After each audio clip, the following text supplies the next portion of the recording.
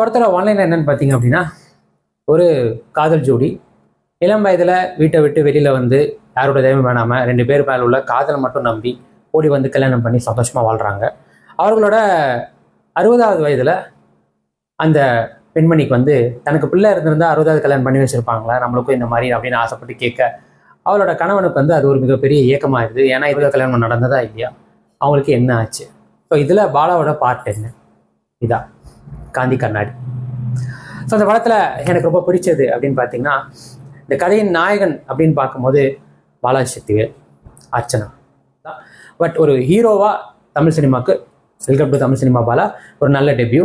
அதே மாதிரி நமிதா அவர்கள் உண்மையிலேயே அவருக்கு ஈக்குவலான ஒரு ஹீரோயின் தான். அவங்களுமே வந்துட்டு ஒரு நல்ல நடிப்பை வெளிப்படுத்தியிருக்காங்க.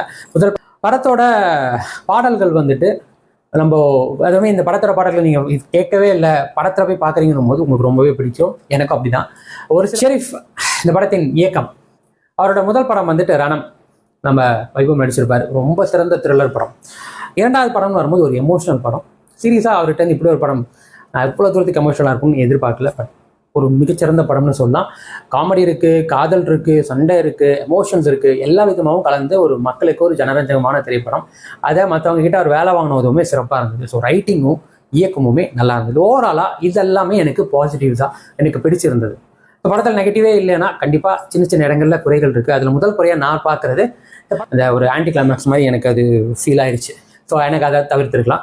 அது என்ன பாலாக்கு வந்துட்டு ஒரு சில லவ் சீன்ஸ் எல்லாம் ரொம்ப ஃபோர்ஸ்டாக இருந்த மாதிரி இருந்தது. மற்றபடி இந்த படத்தில் பெருசாக குறை சொல்கிற அளவுக்குலாம் வந்துட்டு நீங்கள் எதுவும் தேடி பார்க்குற அளவுக்குலாம் எதுவுமே இல்லை.